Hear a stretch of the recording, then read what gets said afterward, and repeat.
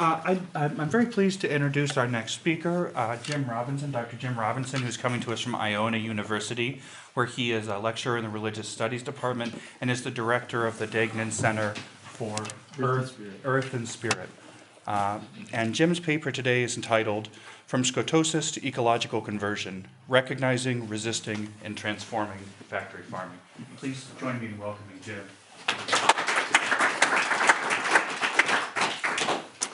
Well, thank you so much, Ben, and I want to just start by thanking you for the invitation to be here, and Joseph for your hospitality and all that you've done to make this happen.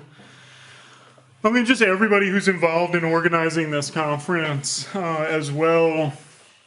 I also want to thank my colleagues at Iona for their support of my work.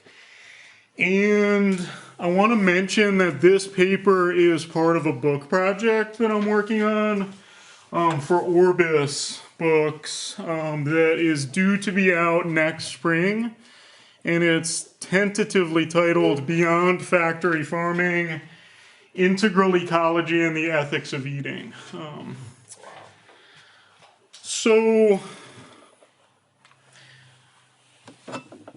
Picture a hen waking up on a factory farm. Call her body to mind. Here she is not met with the visceral sound of a rooster crowing, but the creaking of machinery. Massive fans blow the acrid air outside into an atmosphere that she has never encountered. Her feathers are not warmed by sunlight. She cannot plunge her beak into the grass or claw at clods of soil, uncovering sustenance. Even her most instinctual activities, like dust bathing or flapping a wing, are made impossible by the cage that constrains her. She shares this cage with 5 other similarly disoriented birds. She is one among 50,000 hens contained in the rows of cages that fill this single building alone. She is one among 308 million hens raised to lay eggs in the United States annually, the majority of whom will spend their lives in similar cages. She has been mechanically alienated. She has been crammed into a crowd. She has been manipulated into what some factory farmers have called, literally, this is their phrase, an egg-producing machine. Due to the nature of our food system, it generally requires a serious effort of the will and imagination for the actual existence of a creature like this to ever even occur to us. It has become normal for us to consume an egg that has passed through a hen's body without even briefly considering the quality of that being's life. And yet, despite the intensity of her confinement, despite our seemingly total distance from her, despite the deliberately hidden nature of her suffering, the body of this creature confronts us. M. Sean Copeland writes, and I quote, "The body provokes theology. The body contests theology's hypotheses, resists its conclusions, escapes the margins of its texts," end quote. Throughout this paper, human and more than human bodies will confront us, inviting us to examine the comfort of our biases, to accommodate fresh insights, and to contemplate the requirements of ecological conversion. I open this paper with 3 more depictions of the embodied ramifications of our interactions with more than human animals. Next, I apply Lonergan's notion of scotosis to the intellectual, emotional, and moral blockages that prevent conversion away from the system of factory farming. a system which gravely harms the bodies of our human and more than human kin. Third, I apply Pope Francis's understanding of ecological conversion to this system of factory farming. Fourth, I argue that in order to materialize ecological conversion, we will be significantly aided by the cultivation of both contemplative and prophetic practices. Lastly, I argue that this contemplative and prophetic approach to ecological conversion can be potently developed in the spaces of small, committed, perhaps intentional communities, while simultaneously emanating out through larger institutions with access to more significant amounts of power and resources. In closing, I call on all Catholic institutions with access to such power and resources to generate the conditions necessary for a collective conversion away from factory farming. So part one, bodies provoking theology, 3 scenes. As a first act, we will attend to 3 scenes of provocative embodiment. Each of these scenes revolves around entanglements between human beings and pigs. Those frequently demonized beings who in actuality have the cognitive capacity for empathy and problem solving, long-term memory and conflict resolution. The first scene is fictional and inspiring. The second and third are alarmingly real. We will turn first to Galway Kinnell's poem, St. Francis and the Sow. St. Francis and the Sow. The bud stands for all things, even for those things that don't flower. For everything flowers from within of self-blessing, though sometimes it is necessary to reteach a thing its loveliness, to put a hand on its brow of the flower and retell it in words and in touch, it is lovely, until it flowers again from within of self-blessing, as St. Francis put his hand on the creased forehead of the sow, and told her in words and in touch blessings of earth on the sow. And the sow began remembering all down her thick length, from the earthen snout all the way through the fodder and slops to the spiritual curl of the tail, from the hard spininess spiked out from the spine, down through the great broken heart, to the sheer blue milken dreaminess, spurting and shuddering from the 14 teats into the 14 mouths, sucking and blowing beneath them the long, perfect loveliness of sow. Here in this poem, Galway Kinnell poetically renders an emotionally charged encounter between St. Francis of Assisi, the patron saint of ecology, and a particular pig. Through his affectionate presence to this sow, and through the simple gesture of placing his hand on her forehead, St. Francis communicates blessings that ripple through the animal's body down to her 14 milking piglets.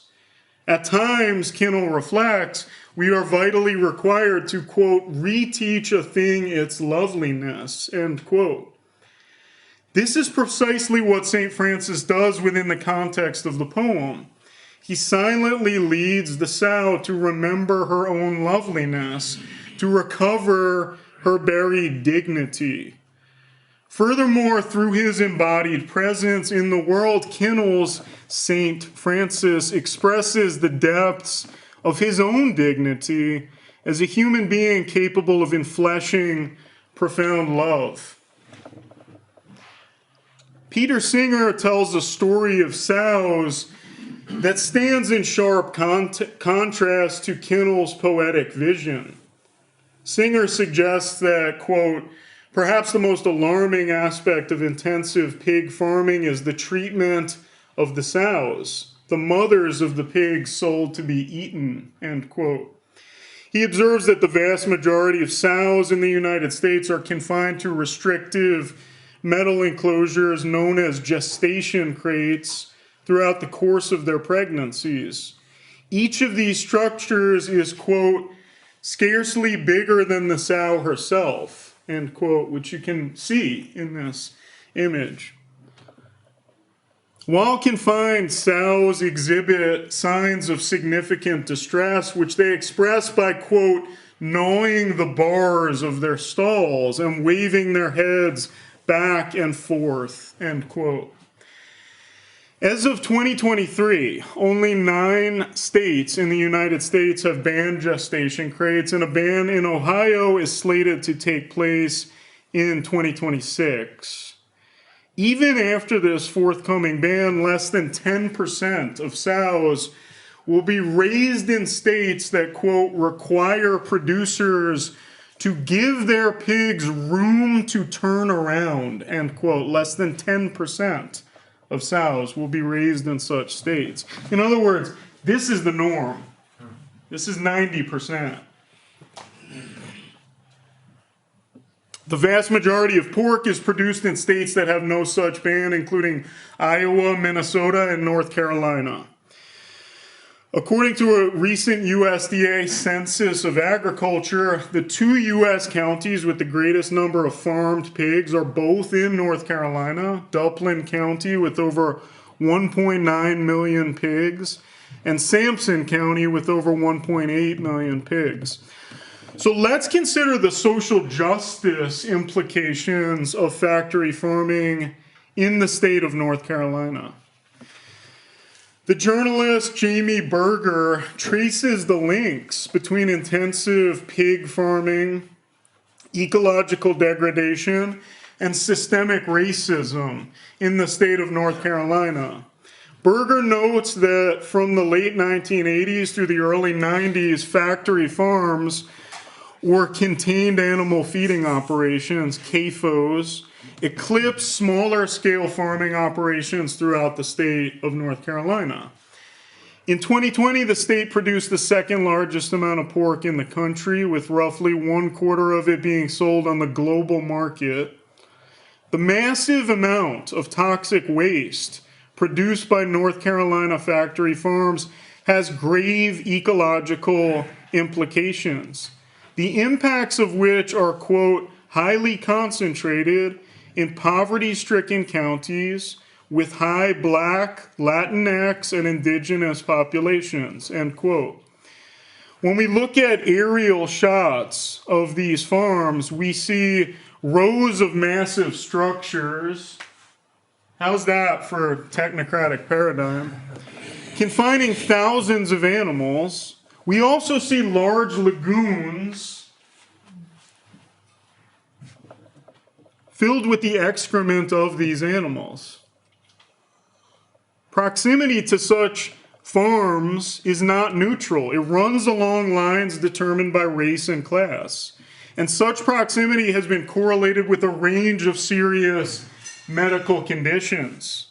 The impacts of factory farming in North Carolina have been identified as an expression of environmental racism due to the, quote, astounding correlation between where formerly enslaved people had settled, known as the Black Belt, and the modern day distribution of hog CAFOs, or factory farms, end quote.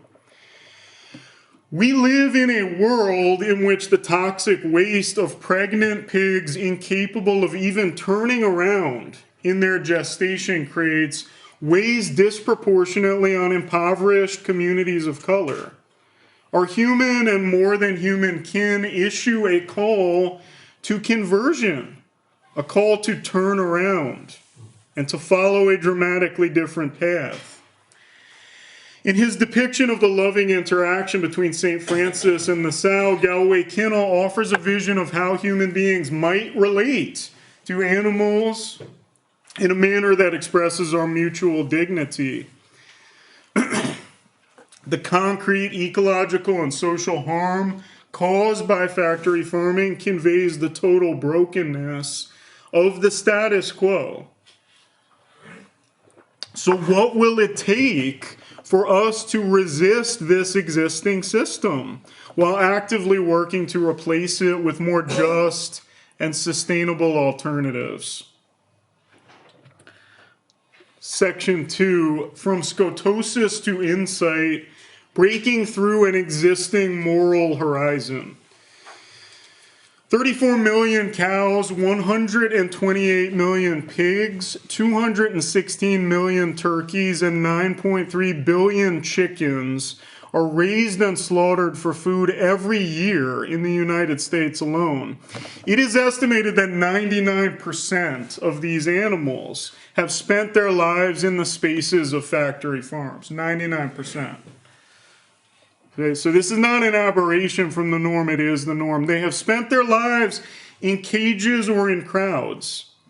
As we have glimpsed, this system does not merely degrade billions of sentient beings, more than human beings, it brings about ecological and social ruin.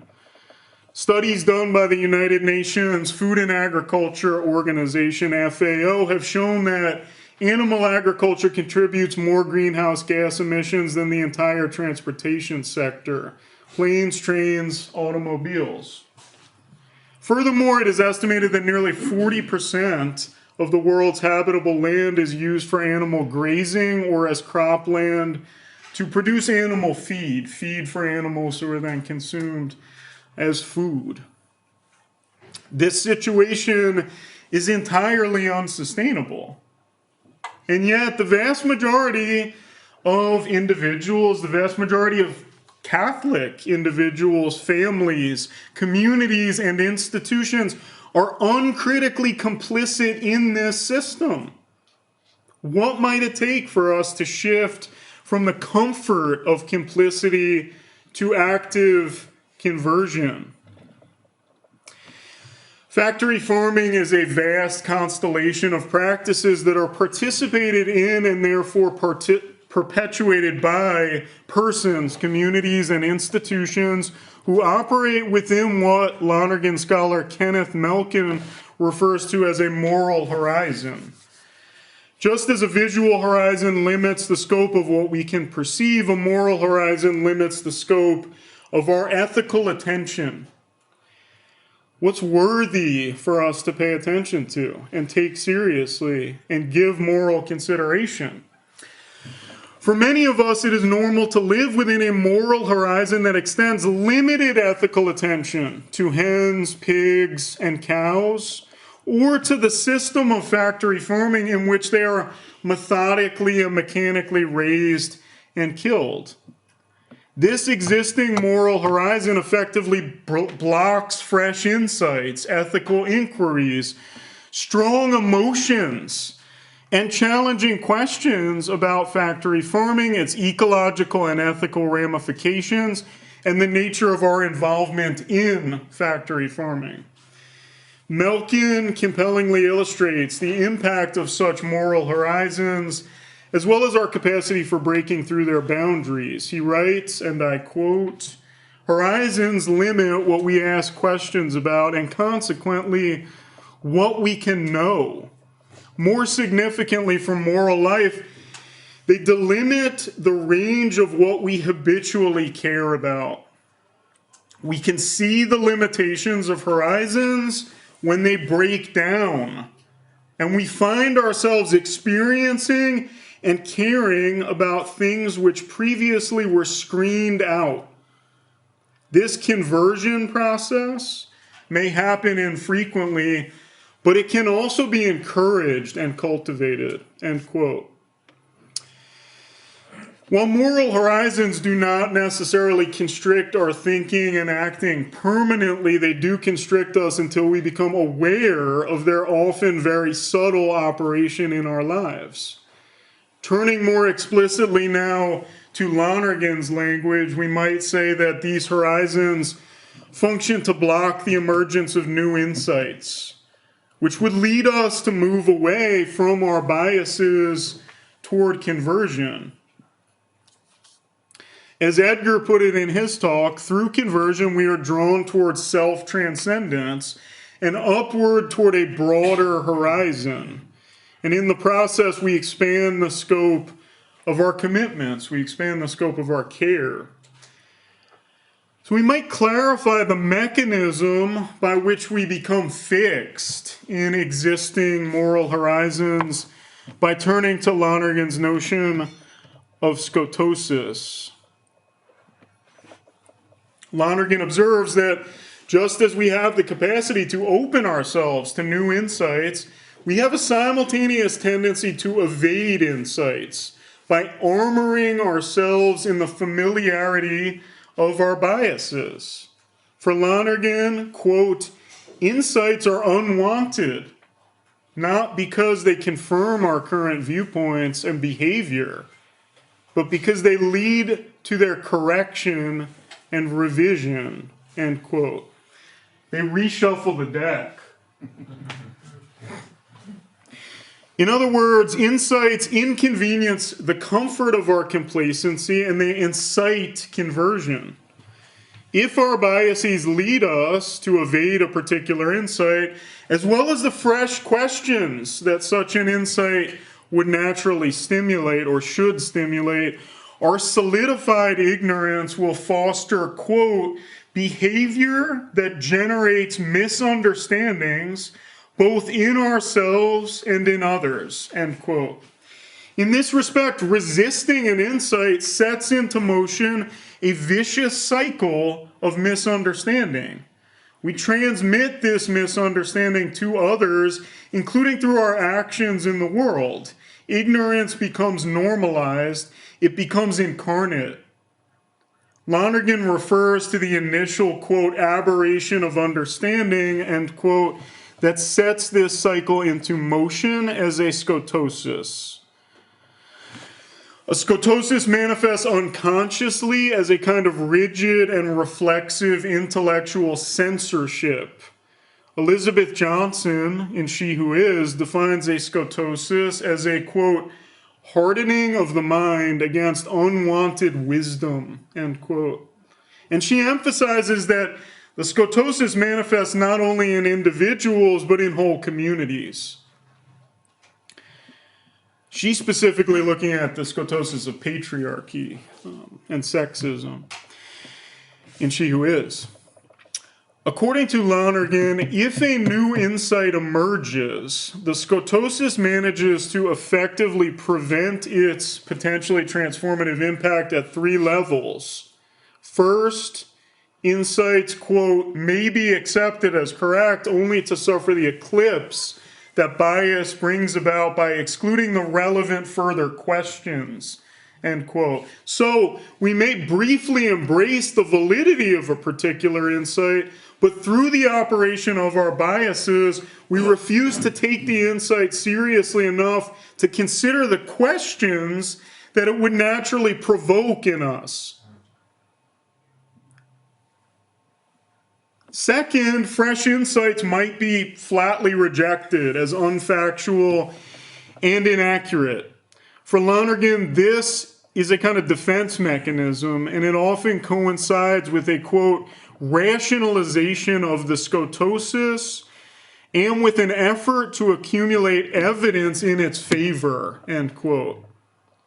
Third, a conscious consideration of fresh insights might fail entirely because the insights are reflexively rejected, quote, in an emotional reaction of distaste, pride, dread, horror, revulsion, end quote. Let's say, for the sake of argument, that our current moral horizon accommodates our own habitual participation in the system of factory farming. Even when we have insights into the vast suffering that this system causes to billions of sentient beings, the harm caused to human beings living in proximity to these operations, the dramatic contributions to greenhouse gas emissions, the land use, and the resultant deforestation, we might not feel compelled to ask further questions, to seek out additional insights, to speak with family members, friends, or spiritual directors about this issue, to alter our personal practices, and to challenge the communities and institutions to which we belong. Why is this the case? How is this the case? To apply Lonergan's framework at one level, we might embrace an insight, like a basic insight, like factory farming is an unjust and unsustainable system that must be resisted, only to avoid the questions that would naturally follow from this insight. Questions like this: am I personally complicit in this system? What can I actually do to resist and replace this system? How can the institutions to which I belong work to subvert this system? Alternatively, we may respond by attempting to debunk or deny critiques of factory farming in an effort to rationalize our scotosis, clinging to claims like this: factory farming seems like an efficient way to feed 8 billion people. Or the Bible grants us dominion over animals, so factory farming seems permissible. Third, we might react with, quote, distaste, pride, dread, horror, revulsion, end quote. Instead of being provoked by the broken bodies who appear to us across vast distances, we are revolted by the thought of them, right? Beings like these. We're revolted by the thought of them. And so that instead of turning toward conversion, we simply turn away. More often than not, the decision to turn away from the reality of factory farming is essentially made for us due to the fact that our actual complicity in this system, even as we actively participate in it, is deliberately and carefully veiled from view. Peter Singer observes that, quote, buying food in a store or restaurant is the culmination of a long process of which all but the end product is delicately screened from our eyes, end quote. The work of ecological conversion requires a different kind of perception, a perception that moves from surface to depth. The kind of perception we are called to cultivate involves both contemplative sensitivity, I will argue, contemplative sensitivity to the radical goodness of creation, as well as prophetic resistance to the practices and systems that shape our status quo. The third section of this paper, ecological conversion toward contemplative and prophetic transformation. In Laudato Si, Pope Francis laments the fact that certain Christians, quote, ridicule expressions of concern for the environment while others are passive and choose not to change their habits, end quote. He asserts that, quote, what they all need is an ecological conversion, end quote. In employing this particular phrase, Francis directly echoes Pope John Paul II's own call for ecological conversion in his general audience of January 17th, 2001. Pope Francis articulates a holistic vision of ecological conversion. We might characterize his vision as one that holds together the contemplative dimension of spiritual attentiveness to the natural world, as well as the prophetic dimension of active resistance to the status quo. We might also characterize Francis's vision of ecological conversion as one that holds together an emphasis on personal transformation with an emphasis on collective transformation.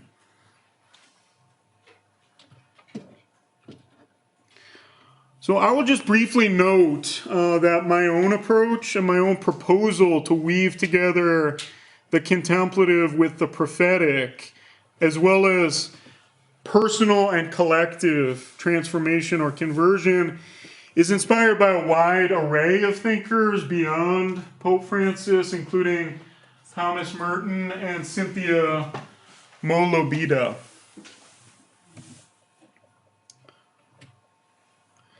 At one level, to undergo ecological conversion means to profoundly alter our perception of the world.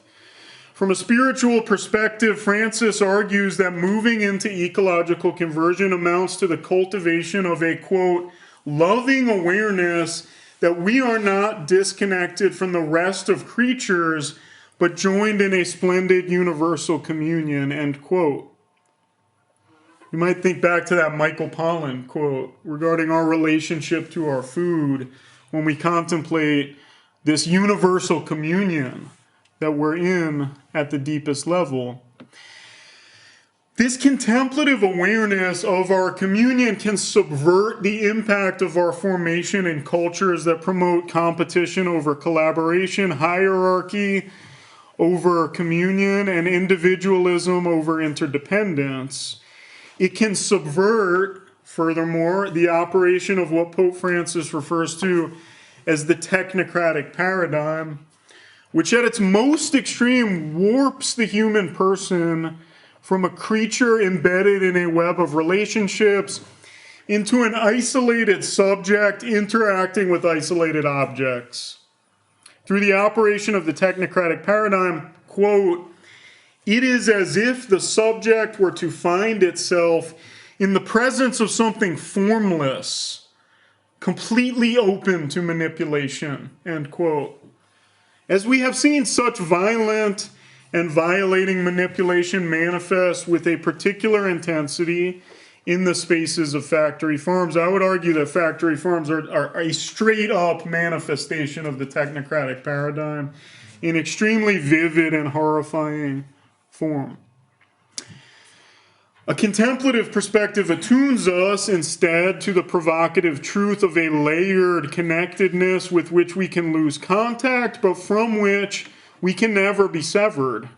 Throughout his encyclical, Francis celebrates contemplative modes of presence.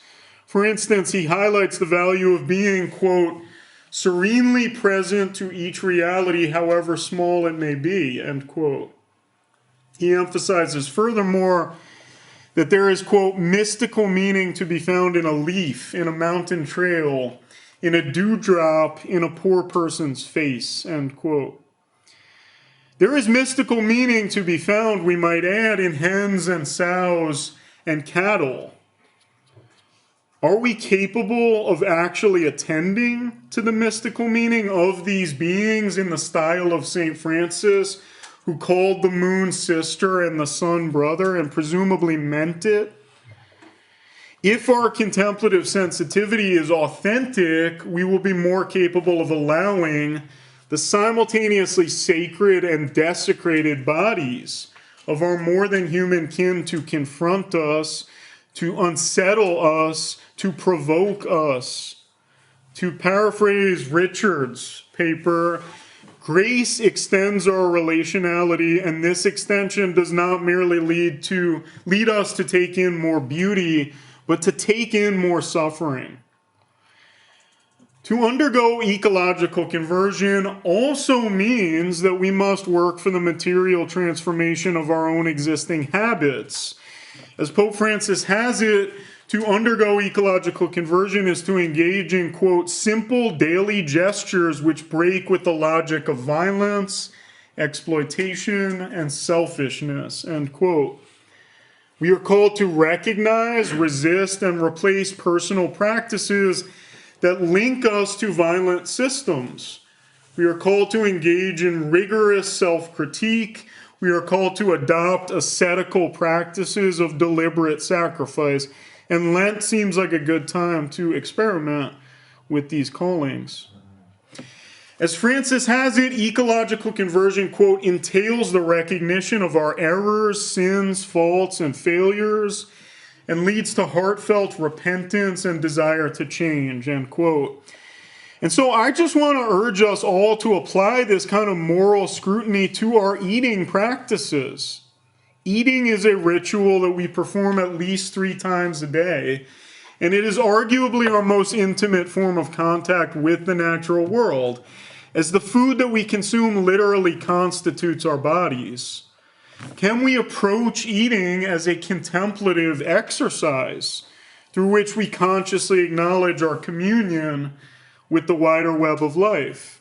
Might our meals also be sites in which we routinely resist violence, exploitation, and selfishness, as Pope Francis calls us to do? On its own, of course, personal conversion is far from adequate. As Richard mentioned in his paper earlier today, the notion of fixating in an exclusive manner on one's carbon footprint was actively promoted by British Petroleum.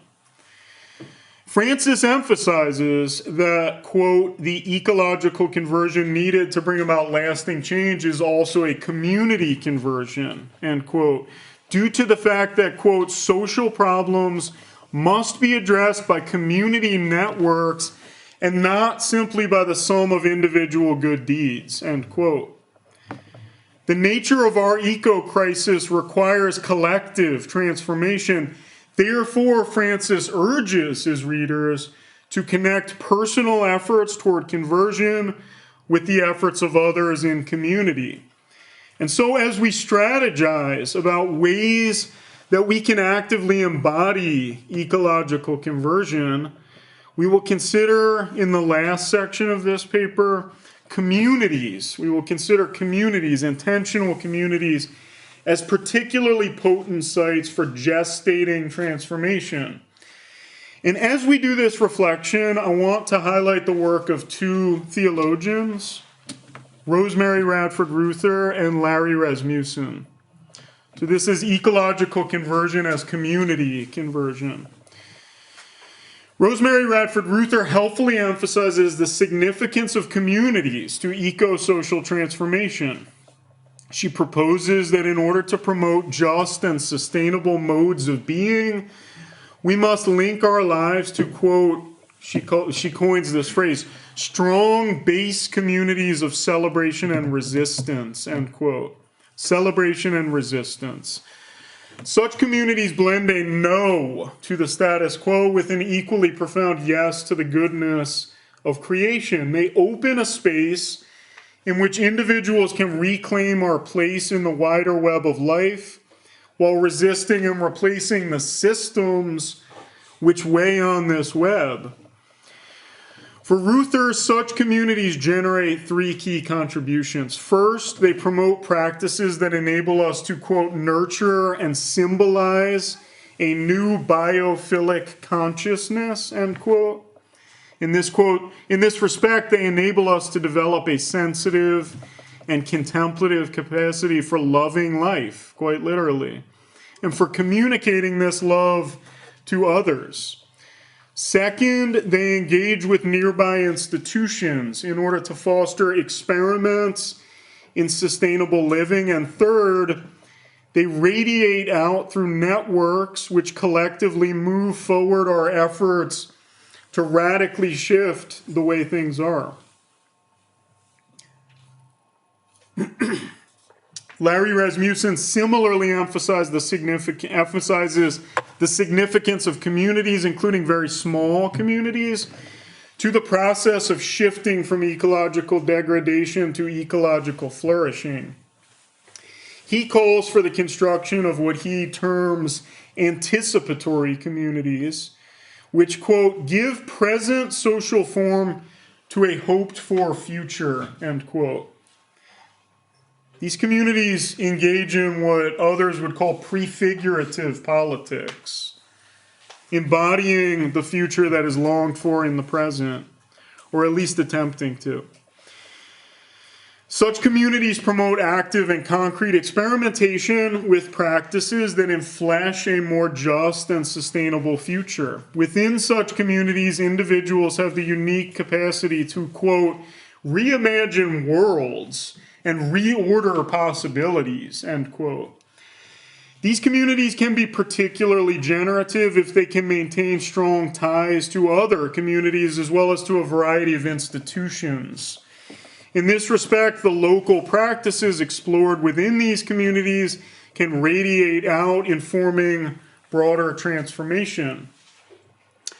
Rasmussen argues that, quote, systemic changes usually don't materialize if they are not already present in anticipatory communities, even if those communities are modest in size and number, end quote. And I just want to echo again that 3.5% rule that has come up twice so far today, this idea that even if 3.5% of the population enters into resistance, dramatic and widespread change can happen.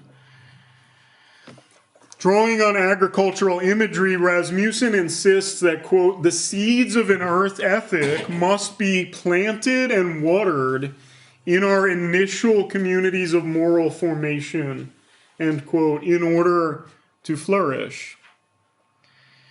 By more intentionally aligning our energies with communities of celebration and resistance, anticipatory communities of creative experimentation, we can bridge the gap between ecological ideals and embodied practices, as well as the gap between personal conversion and collective transformation.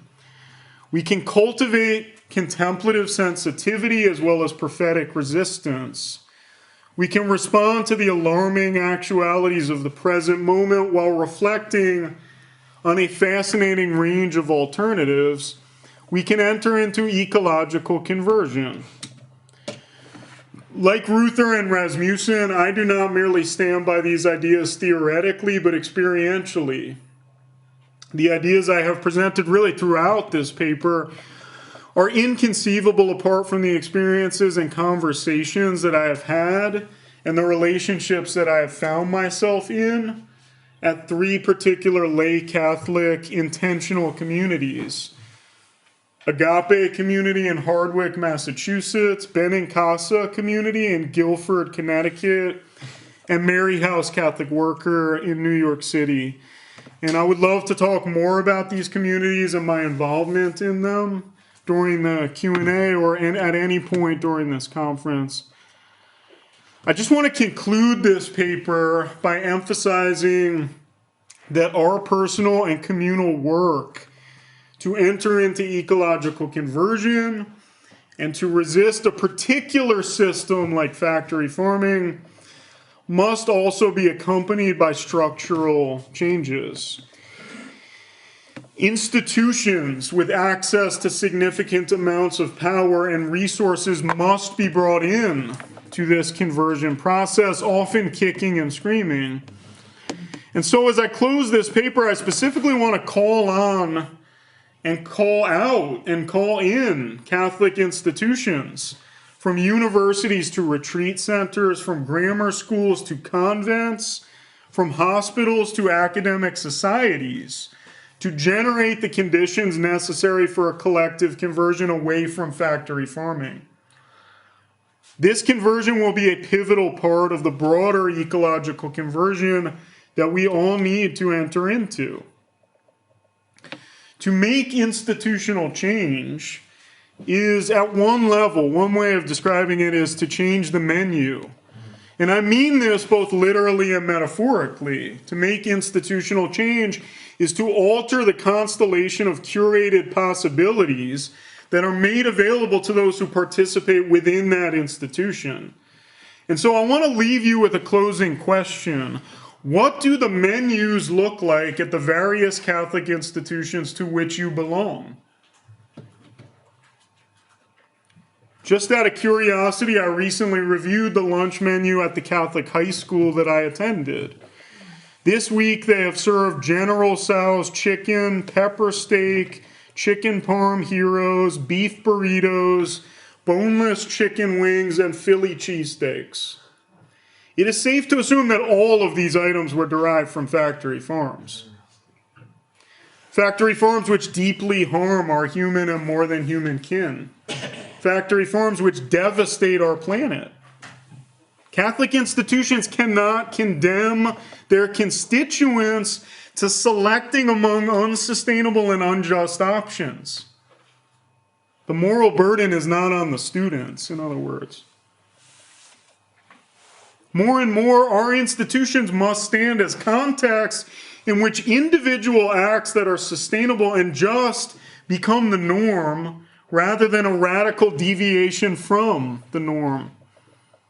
We need a communal conversion, and we need institutions that promote this collective turning. In the words of Peter Morin, co-founder of the Catholic Worker, we need to, quote, build a new society in the shell of the old, a society in which it is easier for people to be good, end quote. What might it look like if the Catholic institutions to which we belong firmly converted away from complicity in factory farming and instead use their resources to lift up local farmers engaging in sustainable agriculture?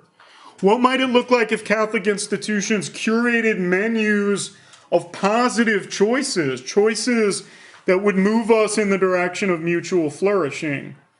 These menus might combine an array of plant-based options with ethically and sustainably raised animal products. But it can't be this many animal products. That's not possible to do in a sustainable and ethical manner. These meals might be framed as a sacramental opportunity to contemplatively connect with the wider web of life. They might also be framed as prophetic signs of resistance against the status quo. If a whole network of Catholic institutions, or even, let's say to start, 3.5%, would prioritize such shifts, we would see wide and deep transformations. I truly believe that. We have the ability to undergo significant changes at a personal, communal, and institutional level. We have the ability to recognize a scotosis, to transcend our moral horizons, to reconceive and reconstruct the systems in which we operate. We have the capacity for conversion. Thanks be to God.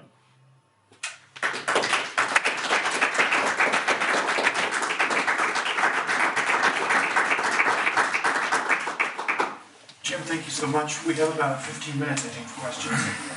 Thanks so much, Jim. I really appreciate this very deeply. I wonder if I could take you up on your invitation to invite you to talk about the 3 communities that you spoke of. Sure. Should I do that now? By all means. Okay. So, yeah, the 3 communities, maybe I can go back to that slide because I have some pictures. Okay. I mean, I could talk about these communities forever, so I'm going to try to resist the full 15 minutes here, but this is Benincasa community in Guilford, Connecticut, right outside of New Haven. Benincasa actually started on 70th Street on the Upper West Side in essentially an abandoned convent that they then took over in cooperation with the parish that owned that convent, and built into this really incredibly thriving space where they literally had to tell people to stop inviting their friends because there were too many people coming to gather at this Catholic community, right? That's not a common problem in parishes. They moved to over 5 acres of land in Guilford because they really wanted to embody integral ecology. In Guilford, one of the things that they do is they grow a ton of food. They give away a lot of that food. They sell some of that food at extremely low prices at local farmers markets. They have goats on the property. They have this is the Dan Berrigan Center for Art and Activism, where they have retreats. I think a Holy Cross group is at Benincasa currently. They are in very close collaboration with the New Haven Catholic Worker, which is called Amistad Catholic Worker, which really emphasizes standing in solidarity with people experiencing homelessness who are currently being swept out by New Haven, by the city of New Haven. So Amistad, in collaboration with Benincasa, have built a number of like tiny houses for people who have been kind of swept out of their encampments brutally. This is a picture of Agape community, or Agape community. as a lot of the community members pronounce it. It's in Hardwick, Massachusetts, Central Mass. 34 acres of land. This building here is called St. Francis House. Everything that they have on the land is run on solar. It's a vegan community. They're totally plant-based. And they've been doing that since the 80s as a form of resistance to factory farming. They are also, along with Benincasa and any Catholic worker community, deeply in resistance to militarism. At Agape, even through like tax resistance. They also have another building on the property called St. Bridget House, which is insulated with straw bales and kind of extremely eco-friendly. And they have a hermitage way back in the woods for private retreats. I connected with Benincasa, I want to say in like maybe 2016-ish when I was at Fordham. I connected with Agape through a conference at Harvard Divinity School. And this is a picture of me with some of my students and some of my colleagues from Iona at St. Joe's Catholic Workers. So the two Catholic worker houses in the East Village, Mary House and St. Joseph House, I try to stay as involved with them as possible. Sometimes I'll get into a rhythm of cooking, of helping out with lunch at Mary House on Wednesdays, and then helping to cook at St. Joe's on Fridays, where it's all plant-based on Fridays at least. And we bring a bunch of food to Washington Square Park for this mutual aid table that's set up there. So that's a glimpse of the three communities. I would say all three are asking questions about how we can practice ecological conversion. One thing to mention just briefly at Mary House Catholic Worker, a group of us have started this integral ecology circle where we meet every 2 weeks to discuss texts and to take like action together. And one of the actions that we've taken is planting a rooftop garden on top of Mary House. And then just trying to incorporate some of that produce into the meals that we're sharing with the women who come to Mary House. So that's a glimpse of those three communities. Thank you. Yeah, thank you for asking. I'm very passionate about this. So, yeah. First of all, thank you so much. I can't wait to read your book. Thank you. So my question comes from, my question relates to de-skillment, as it seems to be required of us in a capitalist society. So the background here, my wife's grandparents were coal miners and farmers, both of my grandparents were cattle ranchers. And both of our families, no one has those skills anymore. Yeah. So my wife and I recently decided to take up some of the, for Lent, and now even more, you've convinced me to take up some of these practices. Yeah. But in the city that we live in, Charlottesville, Virginia, not only avoiding factory farming, but also avoiding industrial agriculture in terms of plant-based diets is extraordinarily difficult and not cheap at all.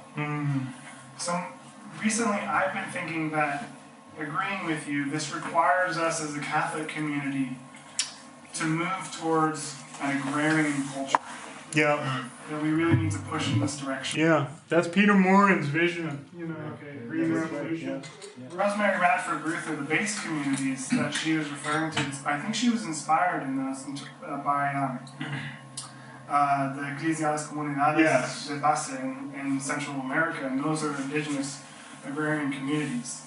Is this also where your thinking is going in terms of the kinds of communities you think can address this on a structural level? Yeah, absolutely. I mean, I agree with Ruther and Rasmussen that this has to happen in communities. And I'm really glad that this 3.5% figure has kept coming up, because it resonates with this style of thinking, this notion of like a grassroots transformation.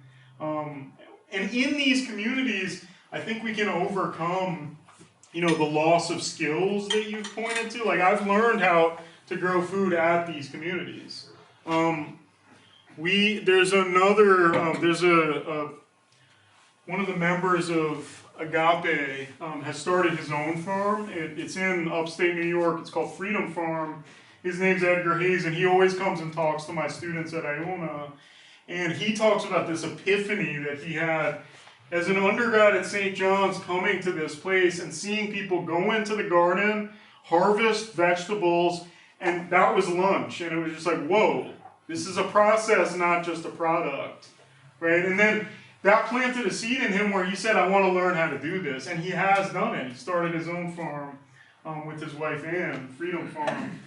So I think like we relearn those skills that the capitalist system has stripped from us in places like this. I mean, in the Catholic Worker, the way they talk about it is like, workers will become scholars and scholars will become workers, right? That division needs to be transcended.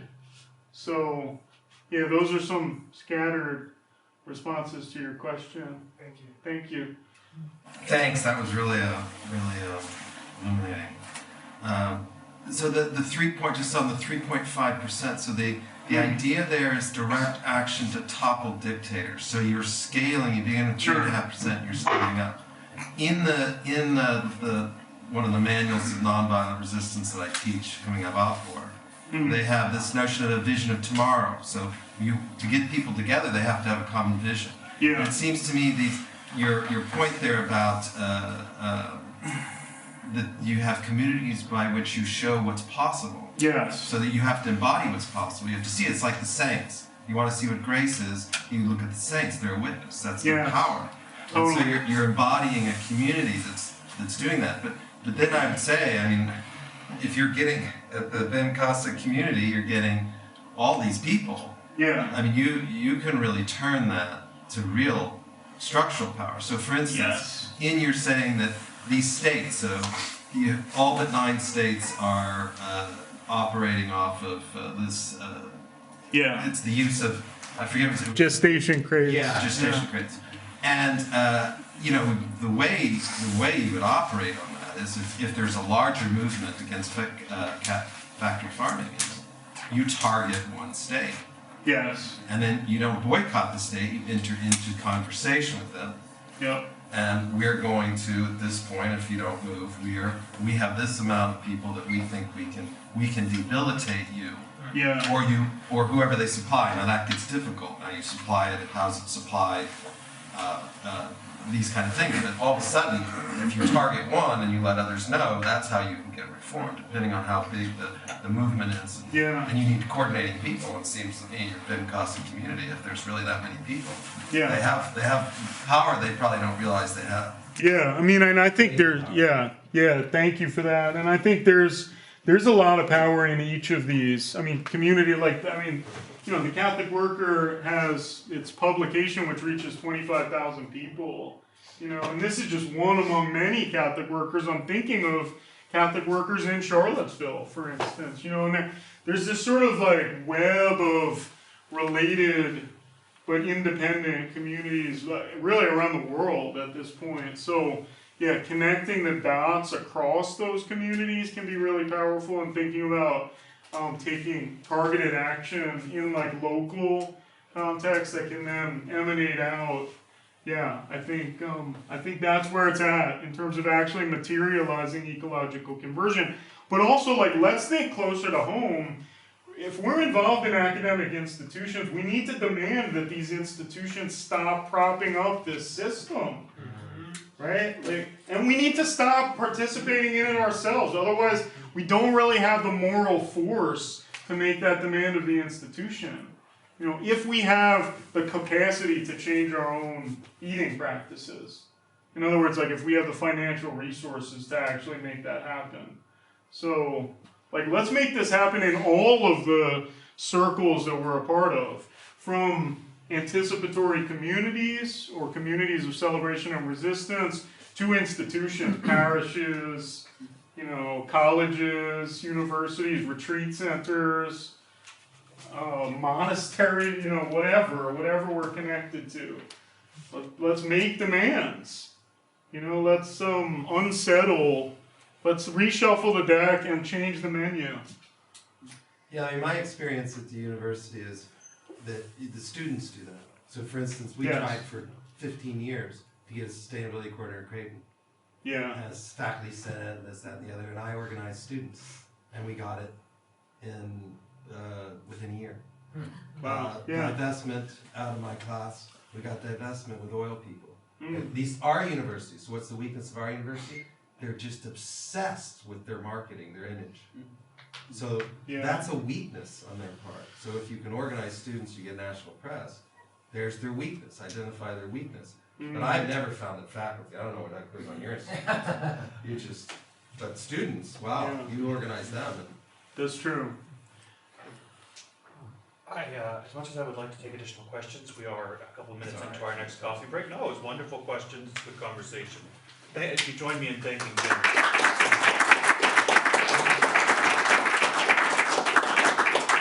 So about 15 minutes, we'll resume through 15.